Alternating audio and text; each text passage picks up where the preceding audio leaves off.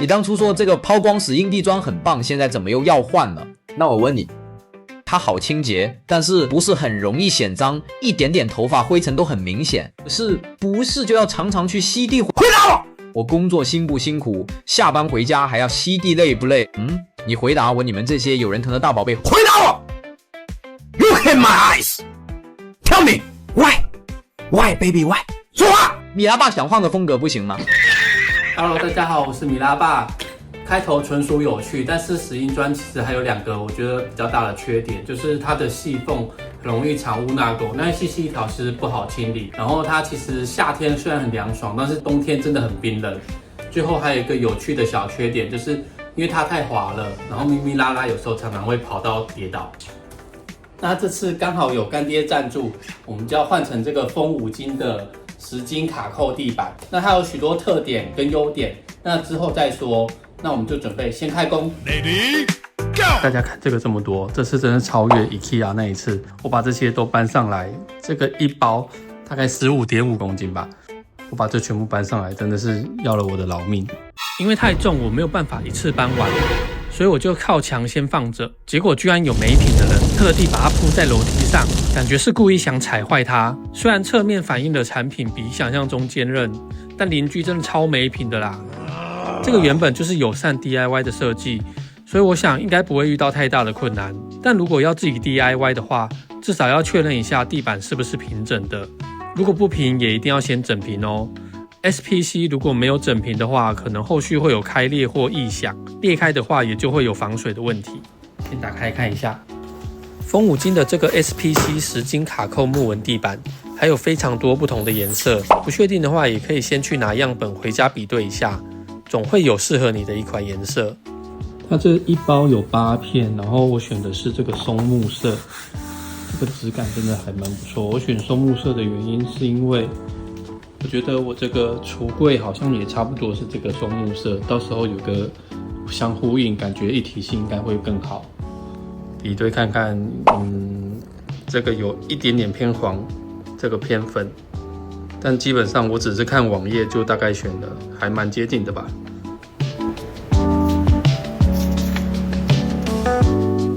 然后它的背面是这种吸音棉的感觉，我不确定这叫什么，但是它是一个软片，有一定的厚度。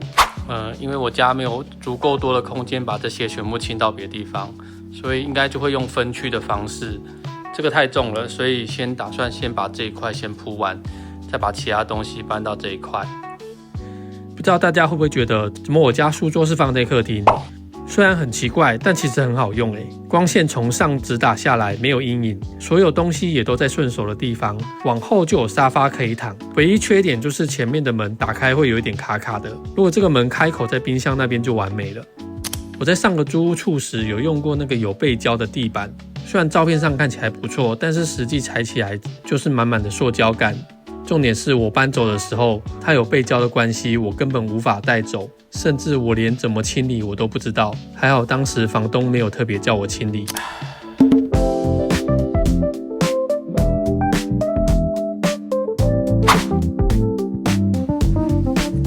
好不容易清空了，也可以顺便大扫除一下。这要怎么开始？这个哦，对啊，它这个很简单，你只要铺完之后，另外一片把它这样卡进来。你看它就没有缝隙了。哦，对，但是这个我打算从这边开始，然后这边到时候铺完之后，下面一片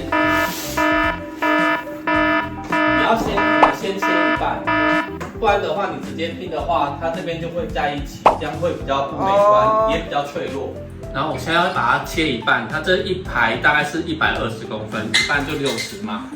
然后它还有贴心的附这个美工刀，理论上只要用力划一刀，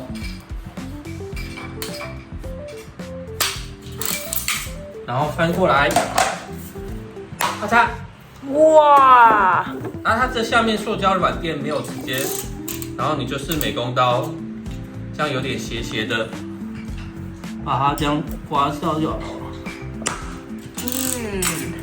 非常方便呢。对啊，然后这切面也很漂亮。给一个特写。好，如果要用铁锤敲的话，也一定要把铁锤敲起来，或是用那种比较大的橡胶铁锤，不然的话受力面积太小的话，它这个橡胶可能会有点破损，它受力不均匀。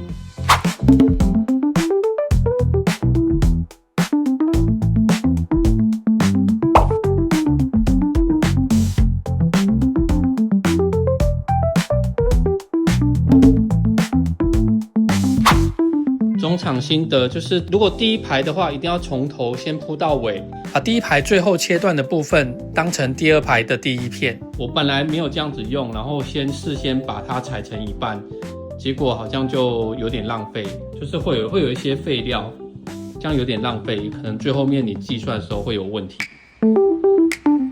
开。然后这个卡扣啊，通常人家就是说，先把短边这边先整个插进去之后，然后再把长边扣进去。但记得这个是卡扣，所以你有时候不要应用蛮力，它有时候只是没有扣紧，它整片都要同时扣好才可以。其实没有太困难，但是也是需要一点经验。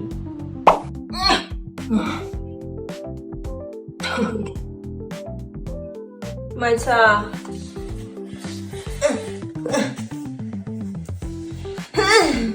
走开！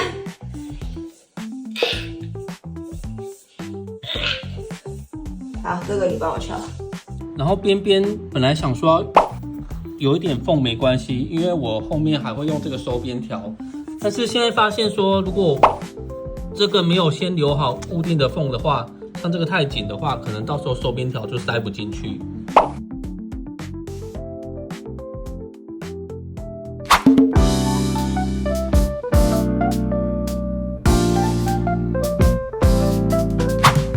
因为空间有限，所以我们先把沙发归回原位。都还没轮到搬沙发，把这个上次煮的淘宝便宜柜子移回原位就出问题了。因为里面放的东西有点重量，女友在一边无法整个抬起来，稍微一拐角，她的一只脚螺丝就整个被拉起来了。这种便宜的密集板果然是锁心酸的。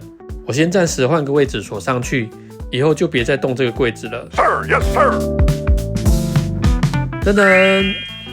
客厅的部分暂时铺设完了，接下来就是厨房的部分。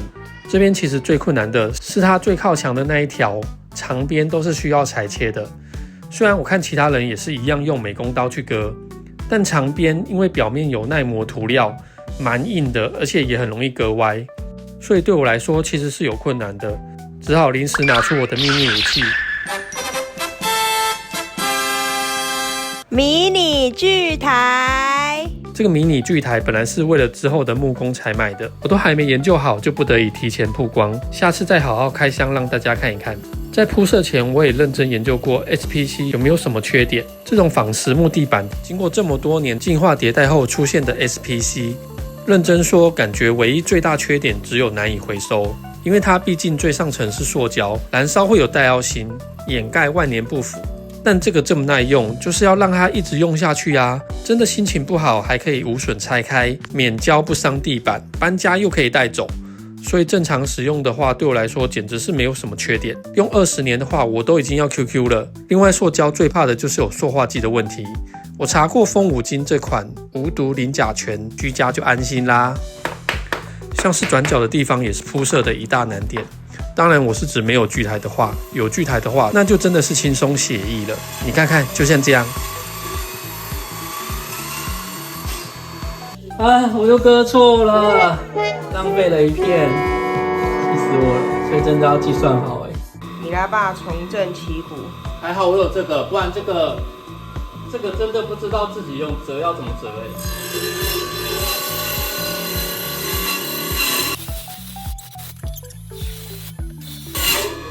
你要一镜到底是吗？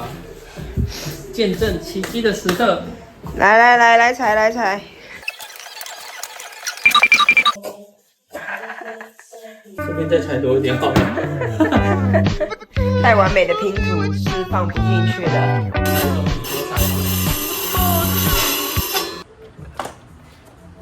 哦呦！哇塞，完美！终于快到尾声了。虽然它基本上就像拼图一样，一块块拼下去，但是因为需要搬运、需要切割、需要应付转角，以及对付防止各种机灵地，先不说自己 DIY 省下的费用，随着经验的累积，拼的速度及技巧的提升，就会让人非常有成就感。最后的收尾有用收边条及矽利康两种方式。这个就是到转角的时候，它如果是你如果是直角的话就会很丑，所以你要切斜角。但是斜角的话，你可能没办法抓准到底要切多斜，然后你只要拿另外一块这样子对在上面，比如说这边它就是要切这个斜角，所以你就按着这边，然后所以它就是从这个点切到这边就会是刚好的切，然后这是另外一个切好的，它这边就会粘得很漂亮哦。对，这样到时候粘完就很漂亮。我个人是强烈建议，如果不专业的话，就直接用收边条，因为用矽利康也是需要一定的技术，而且像我没有办法每块都测量及切割得很完美，就可能会长长短短参差不齐。这个时候收边条就可以很好的掩盖掉误差的瑕疵，而且看起来美观度跟完成度也会上升很多。还有个需要注意的是，因为地板的厚度为 5.5 毫米，所以虽然我确认门下是有至少6毫米的缝隙，但是我忘了收边条也是有厚度，我入口的门差点就因为加了收边条后打不开，这点大家要再注意一下哦。最后让大家看看我收边的成果。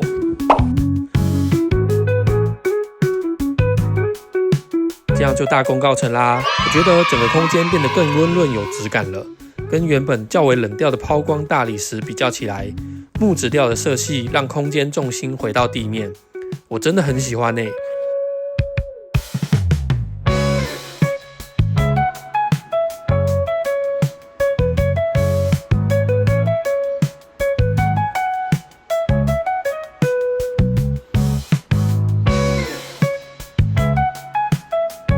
之前的影片就有人提到，他看到我们的桌椅在客厅移动的话，其实就会产生一些噪音。虽然我们楼下其实长期没有住户，所以没有吵到楼下的问题。装完之后声音明显较小，而且下面还隔着一层吸音材质，楼下一定更有感。最后的 before and after， 大家觉得变化大不大呢？等到我的房屋最终改造完成 room tour 的那一天，一定再回报这个地板长期使用心得。我是米拉爸，觉得我的影片不错的话，再请帮我订阅、按赞、加分享哦。居家改造持续中，我们下支影片见，拜拜。咪咪看起来也很期待这个 SPC 完工再等一下啦。木质调咪咪，哇，这么可爱，好，可以用。